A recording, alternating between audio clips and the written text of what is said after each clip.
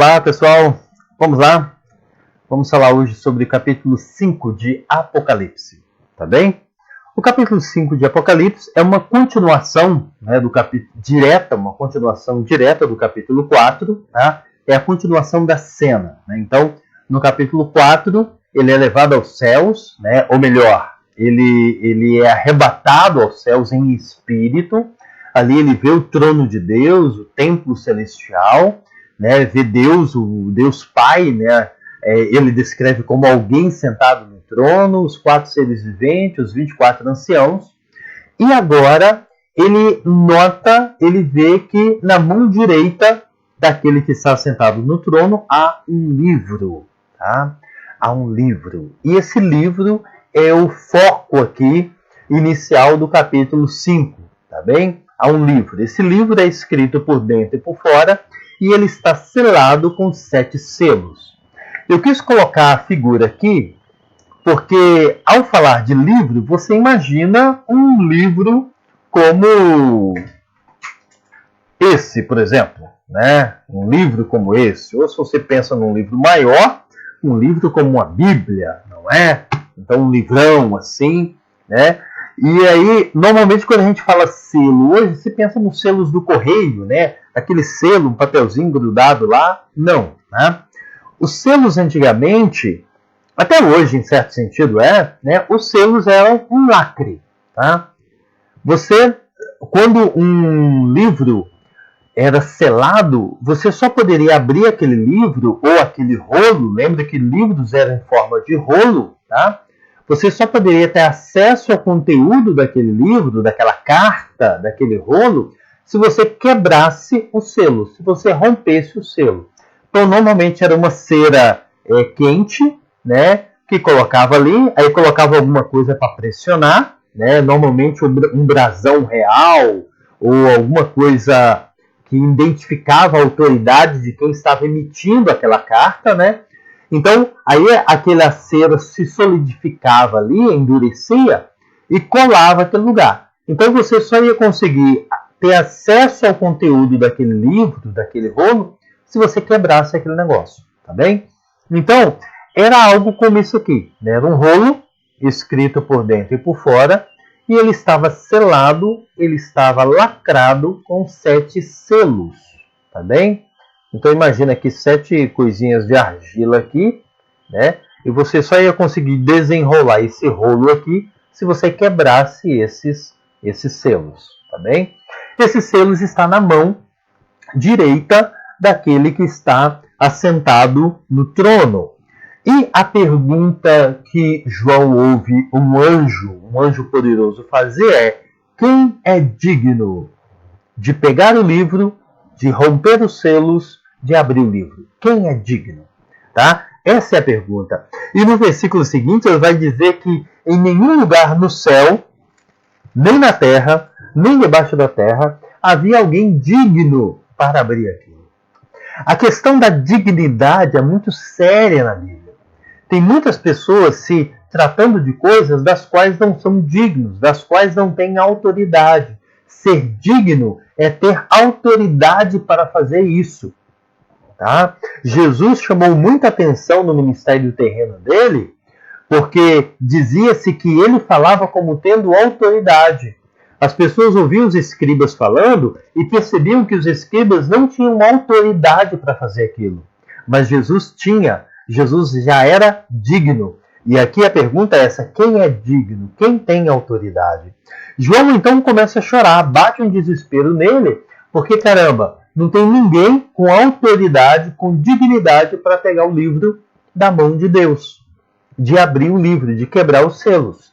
E então um dos 24 anciãos chega para João e fala: calma, se aveste não, homem, porque existe alguém, existe um. E aí ele fala desse alguém assim: o leão da tribo de Judá, a raiz de Davi, venceu para abrir o livro e romper os seus 7 selos. É interessante que ele fala de Jesus como o leão da tribo de Judá, o mais valente, o mais forte da tribo de Judá, que não é Davi, que não é o famoso rei Davi, mas ele é filho de Davi, ele é descendente de Davi. Aqui Lá no trono de Deus está se fazendo referência a todas as profecias antigas a respeito de Jesus Cristo, né? Então, aquele que hoje no trono de Deus é digno de abrir o livro é o mesmo Messias que foi anunciado pelos profetas que viria remir o povo dos seus pecados.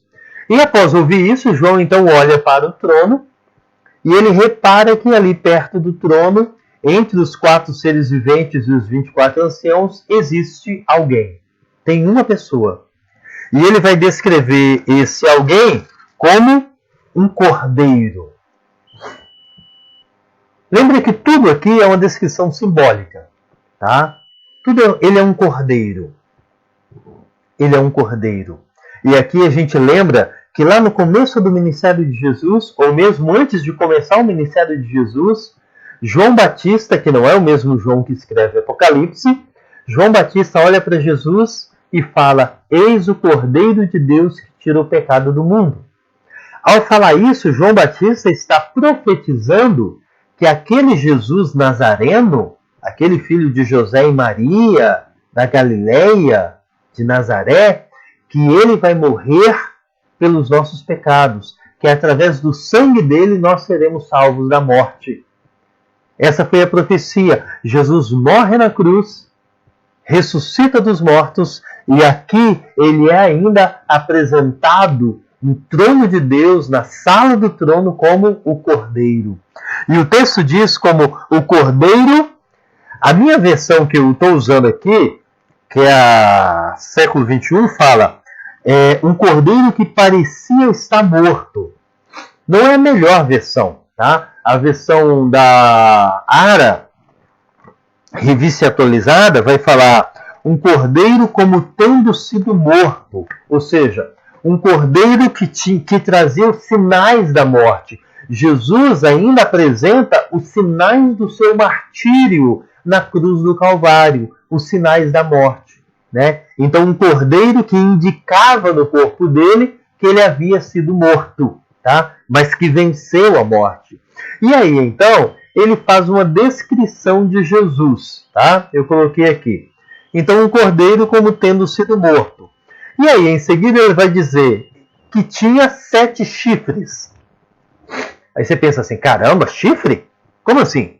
Epa, Jesus tem chifre não, homem. Né? 7 chifres. Lembra que em Apocalipse há muito simbolismo, tá? Chifre, você pode perceber isso claramente no reino animal, também um indicativo de força, de poder, tá? De autoridade. Em Apocalipse, não apenas em Apocalipse, mas principalmente também no Antigo Testamento, chifre é um símbolo de força.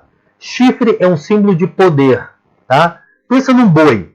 Quando um boi vai atacar alguém, ele usa o quê? A bunda? Não, ele usa os chifres. A força do boi está nos chifres. O chifre simboliza o poder do boi. Simboliza não, o chifre é o poder do boi. Se um leão vai atacar um boi, o boi vai se defender com os chifres. O poder do boi está nos chifres. E assim com todos os animais, inclusive bodes, carneiros que têm chifre. Todo animal que tem o chifre é a arma dele, é o poder dele. Então, o chifre simboliza poder. Nós já falamos no capítulo 4 que 7 simboliza algo que é pleno, que é total, que é completo.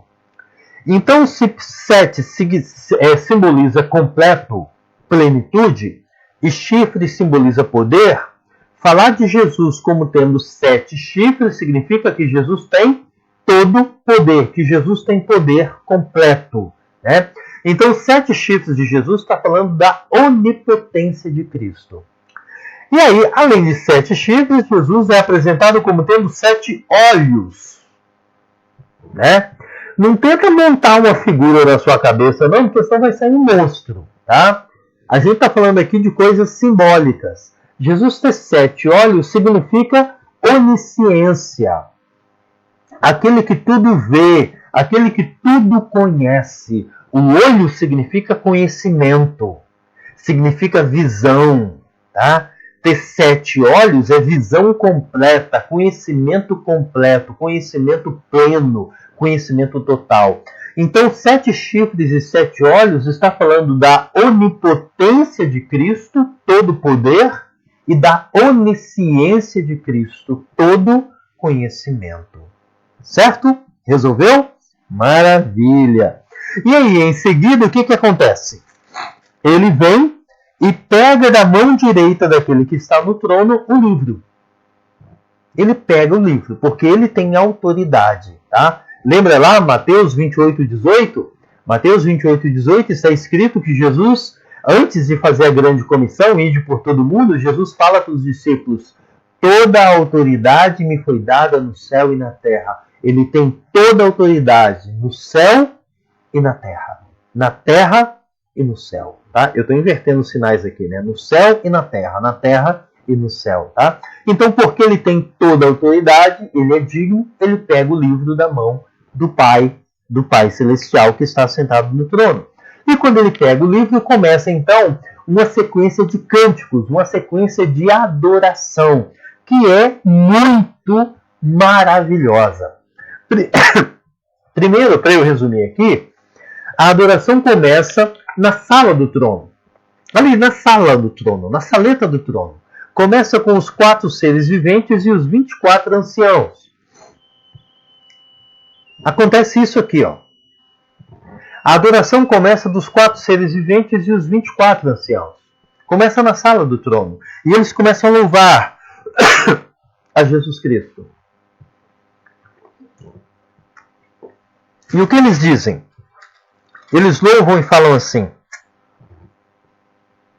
tu és digno de tomar o livro e de abrir os seus selos, porque foste morto e com o teu sangue compraste para Deus homens e mulheres de toda tribo, língua, povo e nação, e os constituíste reino e sacerdotes para o nosso Deus, e assim reinarão sobre a terra.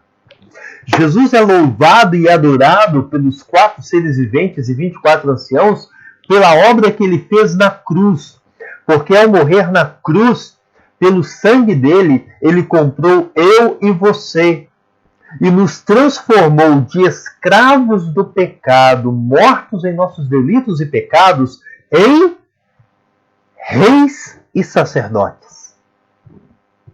É pouca coisa? Não, é maravilhoso esse negócio, tá? Jesus é louvado, é adorado, porque ele é digno, e porque ele é digno pela obra que ele realizou na cruz do Calvário, nos dando salvação, nos transformando de escravos do pecado em reis e sacerdotes do nosso Deus. Mas a adoração não termina aí. Da sala do trono, a adoração se expande para toda a milícia celestial. A adoração se expande para o exército celestial. Porque então é dito no verso 11 que João ouve e de repente muitos anjos começam a louvar junto. E João fala que o número deles era de milhares e milhares e milhões de milhões. Os anjos, o exército celestial não se aguenta e eles começam a adorar junto, e eles começam a cantar junto, e eles começam a exaltar a Jesus Cristo. E eles dizem: o cordeiro que foi morto é digno de receber o poder, a riqueza, a sabedoria, a força, a glória, a honra e o poder. Eu mudei aqui a ordem, não é? A honra, a glória e o louvor. O Jesus que um dia estava lá morto, cravado na cruz do Calvário, sangrando, sendo ofendido, agora está na sala do trono, sendo adorado por milhões e milhões e milhões e milhões de anjos. Mas termina aí? Não termina aí não. Porque o louvor chega aqui, o louvor começa aqui na sala do trono, se expande para a milícia celestial e depois ele se expande para todas as criaturas que existem. O louvor começa na sala do trono, mas ele não fica contido, retido na sala do trono. Ele se expande para o exército celestial e se expande para todo o universo. E João diz então lá no versículo 13 que ouvi ouvir todas as criaturas que estão no céu, na terra, debaixo da terra, no mar e tudo quanto neles existem dizerem. João começa a ouvir todas as criaturas do universo louvando a Deus. Os corais lá no mar, os peixes, as flores marinhas, o plâncton, tudo, os pássaros, a grama, a pedra, os montes, os rios, o vento, as estrelas, o sol, a lua, as galáxias. Tudo louva a Deus. Tudo se junta à adoração. O louvor se expande para todo o universo. E o que eles dizem? Ao que está sentado no trono e ao Cordeiro seja o louvor, a honra, a glória e o domínio pelos séculos dos séculos. Meu irmão, minha irmã, se você não adora, você está por fora. A única explicação para você não amar, adorar a Deus é você ainda estar morto. Porque morto não adora, morto não louva, morto não exalta. Se você está morto em seus delitos e pecados ainda, então realmente não tem como você adorar. Não tem jeito. Mas se você já recebeu vida de Jesus Cristo, se você já foi remido e lavado pelo sangue de Jesus, então você adora. É muito triste quando eu estou lá na igreja louvando a Deus e eu abro meu olho e eu olho e eu vejo uns crentes assim, ó. Toda a igreja louvando, todo o universo louvando, todos os anjos louvando, os 4 seres viventes, os 24 anciãos louvando. E você assim. Cadê? Não é possível. Se você não adora, se você não tem prazer em adorar a Deus, é o sinal mais evidente que você ainda não foi salvo em Cristo Jesus. E como o capítulo termina, e os anciãos e os 4 seres viventes diziam amém. Todo o universo adorando e os 4 seres viventes dizendo amém. Os 24 anciãos adorando e os 4 seres viventes dizendo amém. Os milhares e milhares e milhões de anjos adorando e os 4 seres viventes dizendo amém. Eu e você adorando e os 4 seres viventes dizendo amém. Isso é lindo, não é? Isso é lindo. Tu és soberano sobre os... E os 4 seres viventes, amém. És tu única razão. E os 4 seres viventes dizendo, amém. Que Deus te abençoe. Louve a Deus. E quando você louvar, da próxima vez que você orar, da próxima vez que você adorar, imagine você se juntando. Porque o louvor começa lá. O louvor não começa aqui. O louvor começa lá na sala do trono. E ele vai se expandindo até alcançar a minha vida e a sua vida. Louve, adore a Deus. Até o capítulo 6 de Apocalipse. Que Deus te abençoe.